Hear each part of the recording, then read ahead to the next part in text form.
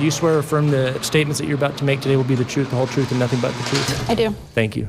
First memory I have, Troy picked me up from daycare. Rhiannon Martin was a little girl with blue eyes and a great big smile. She says she was just 4 years old when the abuse began. From then on, it became a daily occurrence. Eventually, I stopped crying and became emotionless. He literally stole who I was from me. I trusted him because he was my dad, I guess. The abuser was her stepdad, Michael Troy Hughes. Her mom, Jennifer, says she had no idea. And he convinced her nobody loved her. He told her I wanted him to do it. So for her entire life, she believed that I was in on it. After 10 long years of abuse, Rhiannon finally told someone. Hughes was arrested and convicted. A judge sentenced him to 4 years to life in prison. Rhiannon didn't see him again until 6 years later. That's when she spoke out at his parole hearing. I had to learn to live the way that everybody else had been living their whole life. And I don't know how you could hear her letter and say he can go. I don't know how you can hear what she's been through and say it's okay. At this point, I'm not going to recommend that The hearing officer said that he would not recommend Hughes be released on parole. you remain incarcerated. And at the very minimum, he would stay in prison for 8 more years. I thought, you know what? I can die now. If something happened to me, I got justice for my kid. We saw it happen. But a few weeks later, the official word came. Michael Troy Hughes would soon get out of prison. The recommendation of a hearing officer is not a decision. Greg Johnson represents the Board of Pardons and Parole. He says the 5 members on that board have the final say. And the final say is to let Hughes out after 7 years. And it's a shock.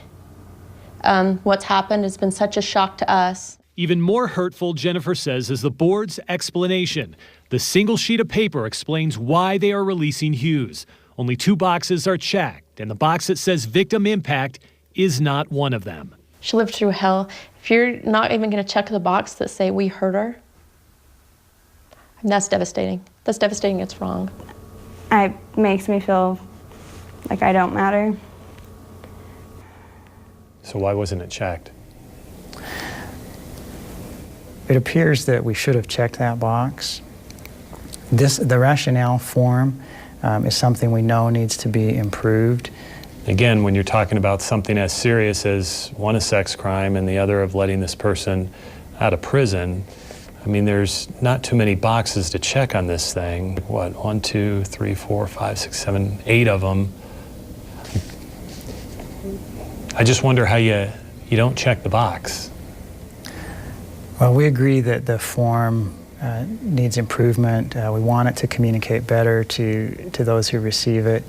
And I think, unfortunately, in this situation, that probably felt pretty hard for the victim's family not to see that box checked.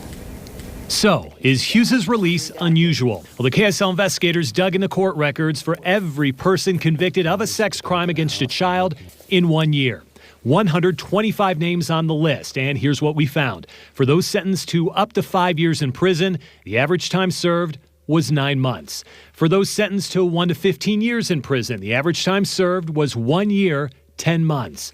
And for those sentenced to 3 years to life in prison, the average time served was 5 years, 3 months. The general public may think, hey, these guys are getting off a little bit easy.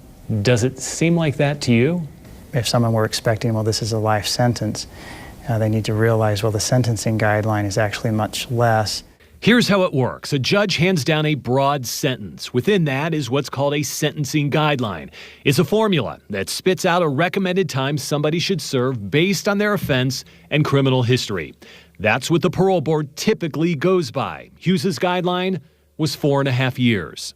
They'll say, you know, the numbers add up and he's paid this much time, but that's not justice.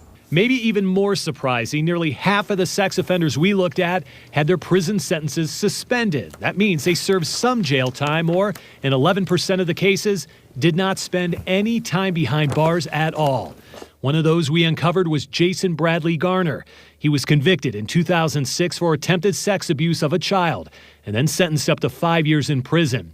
But it was suspended. Garner received probation only. 4 years later, he was arrested again. Police say that he raped his girlfriend's daughter 20 times. Suspended prison sentences are part of plea negotiations. Not every case, but some cases. Blake Nakamura is a chief deputy with the Salt Lake District Attorney's Office. He explains what a suspended sentence means. The court, in a majority of the offenses, has the discretion to not impose that prison sentence, but rather suspend it, keep it over the person's head, if you will, and instead grant them the privilege of probation. A privilege given to the sex offender, a privilege Rhiannon says victims don't get. It's never going to stop being in my head. I can't get rid of it. As for the man she says stole her entire childhood, it is a 7-year term. For Rhiannon, it is a life sentence. Is this something you still think about? Every day. It's going to come up probably every day for the rest of my life.